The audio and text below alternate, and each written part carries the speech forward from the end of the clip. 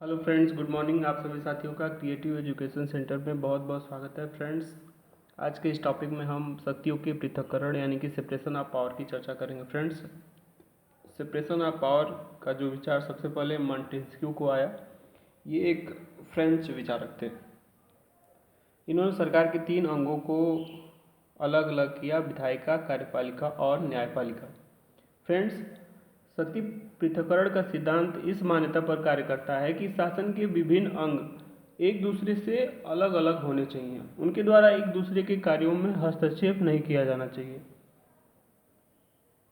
व्यवस्थापिका के द्वारा विधि का निर्माण किया जाए, कार्यपालिका के द्वारा विधियों को लागू किया जाए और न्यायपालिका के द्वारा विधियों की व्याख्या एवं न्याय किया जाए।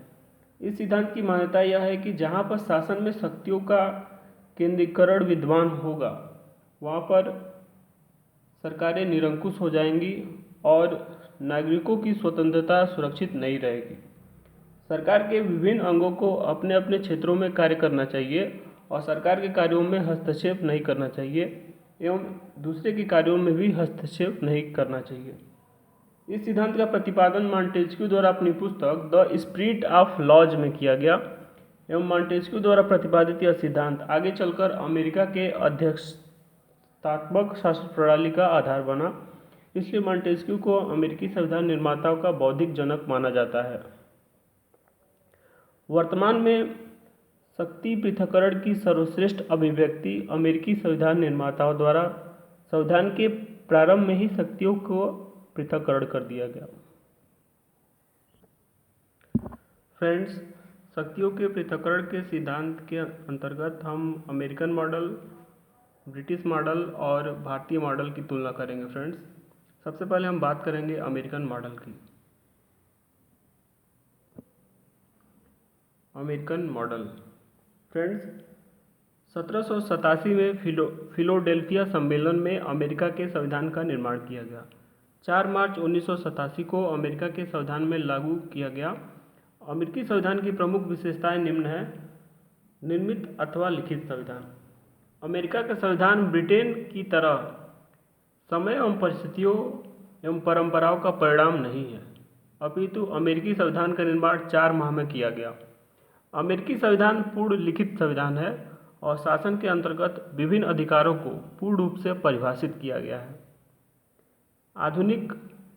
अमेरिका आधुनिक समय में सुपर पावर की स्थिति रखता है। इसका संविधान दुनिया का सबसे छोटा संविधान है। इसके अंतर्गत मात्र 7 अनुच्छेद का प्रावधान किया गया है। अमेरिकी संविधान ब्रिटिश संविधान के समान लचीला नहीं है। यहाँ पर साधारण विधि एवं संविधान संशोधन विधि में अंतर विद्यमान है। अमेरिका में संविधान के संशोधन के लिए दोनों सदनों में के 2/3 बहुमत से प्रस्ताव रखा जाता है, जिसे पारित करने के लिए राज्यों की 3/4 बहुमत की आवश्यकता होती है, जो अमेरिकी संविधान को कठोर संविधान बनाती है। अमेरिका में ब्रिटेन की तरह संसद की सर्वोच्चता के स्थान पर संविधान की सर्वोच्चता का अनुसरण किया गया है। कार्यपालिका, व्यवस्थापिका और न्यायपालिका मौलिक अधिकारों की व्यवस्था अमेरिकी संविधान में प्रारंभिक 10 संशोधनों के माध्यम से नागरिकों को मौलिक अधिकार प्राप्त है, जो निरपेक्ष है। अमेरिका में मौलिक अधिकारों पर कोई प्रतिबंध आरोपित नहीं किया गया है। अध्यक्षतात्मक शासन प्रणाली अमेरिकी संविधान में अध्यक्षात्मक शासन प्रणाली का अनुसरण किया गया है, जिसके अंतर्गत राष्ट्रपति नाम मात्र का नहीं बल्कि वास्तविक प्रमुख होता है। उसके द्वारा अपनी समस्त शक्तियों का वास्तव में प्रयोग किया जाता है।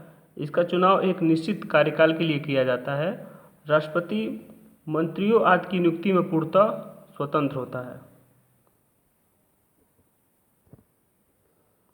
अमेरिकी संविधान शक्ति पृथक्करण के सिद्धांत पर आधारित है, जिसके अंतर्गत शासन के अंगों का एक दूसरे से अलग कर दिया गया है। उसके द्वारा सामान्यतः एक दूसरे के कार्यों में हस्तक्षेप न किया जा सके। अमेरिकी संविधान के अनुच्छेद 1 में यह प्रावधान किया गया है कि समस्त विधायी शक्ति कांग्रेस में निहित होंगी और जिसका गठन प्रतिनिधि सभा एवं सीनेट से मिलकर होगा। अमेरिकी संविधान के अनुच्छेद 2 में यह प्रावधान किया गया है कि समस्त कार्यपालिका शक्ति राष्ट्रपति में निहित होगी, जिसका प्रयोग वह वास्तविक रूप में करेगा। अनुच्छेद 3 में यह प्रावधान किया गया है कि समस्त न्यायिक शक्ति उच्चतम न्यायालय तथा उसके अधीनस्थ न्यायालयों में निहित होंगी। अमेरिकी संविधान में कांग्रेस को राष्ट्रपति के नियंत्रण से मुक्त किया गया है। न तो राष्ट्रपति के द्वारा कांग्रेस को विघटित किया जा सकता है और न ही राष्ट्रपति के द्वारा नियुक्त मंत्री कांग्रेस के सदस्य होते हैं। इस प्रकार राष्ट्रपति को भी कांग्रेस के नियंत्रण से मुक्त किया गया है। राष्ट्रपति का चुनाव कांग्रेस के द्वारा न होकर जनता के द्वारा अप्रत्यक्ष रूप से निर्वाचक मंडल के आधार पर होता है। इस प्रकार कांग्रेस राष्ट्रपति के विरुद्ध अविश्वास प्रस्ताव का प्रयोग नहीं कर सकेगी। न्यायपालिका को भी अमेरिका में अन्य अंगों से स्वायत्तता प्रदान की गई है। यद्यपि न्यायाधीशों को महाभियोग के माध्यम से पद से हटाया जा सकता है, यद्यपि महाभियोग की प्रक्रिया अत्यंत कठिन है।